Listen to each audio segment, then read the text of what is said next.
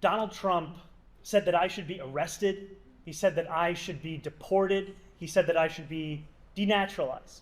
And he said those things about me, someone who stands to be the first immigrant mayor of this city in generations, someone who would also be the first Muslim and the first South Asian mayor in this city's history. Less so because of who I am, because of where I come from, because of how I look or how I speak, and more so because he wants to distract from what I fight for. I fight for working people. I fight for the very people that have been priced out of this city, and I fight for the same people that he said he was fighting for. This is the same president who ran on a campaign of cheaper groceries, who ran on a campaign about easing a suffocating cost of living crisis. And ultimately, it is easier for him to fan the flames of division than to acknowledge the ways in which he has betrayed those working class Americans, not just in this city, but across this country, and the ways in which he continues to betray them. Because we know that he would rather speak about me than speak about the legislation that he is shepherding through Washington, D.C. Legislation that will quite literally take health care away from Americans. Legislation that will steal food from the hungry. Legislation that looks to build upon one of the largest transfers of wealth we've seen in recent history in his first administration and do it once again for the very Americans who already have enough. We should be fighting for those that do not have what they need to live a dignified life. That is what I will do, and I am thankful to have the protection and to have the support of so many New Yorkers who have stood up and said how unacceptable this is, including our governor, including members of the labor movement. And ultimately, what I fear for is that if this is what Donald Trump and his administration feel comfortable about saying about the Democratic nominee for the mayor of New York City, imagine what they feel comfortable saying and doing about immigrants whose names they don't even know. Yeah. I still want to talk about Zohran Mamdani, the Democratic nominee to be mayor of New York City, but I want to focus on a little bit of an exchange he has had with President Trump, because President Trump yesterday was asked what would happen if Mamdani stood in the way of ICE arresting undocumented immigrants or apprehending undocumented immigrants in New York City. UK designating Palestine action as a terror group, and Germany increasing the suppression of pro-Palestine voices in addition to blocking efforts to stop the EU from sanctioning Israel. How close are we to Palestine liberation? And what more can regular people do? Just keep up the fight. You should never cave to these assholes. Okay? Straight up. Undocumented imbres? What are you talking about?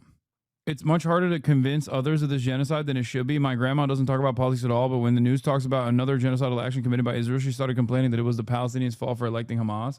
I literally showed her some videos of war crimes committed by Israel. She blatantly said it was AI. She's not religious or very conservative. What can I do?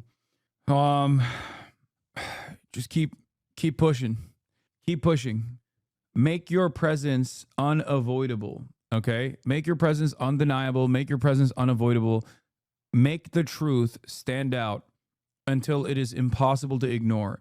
That's it. That's the only thing you can do.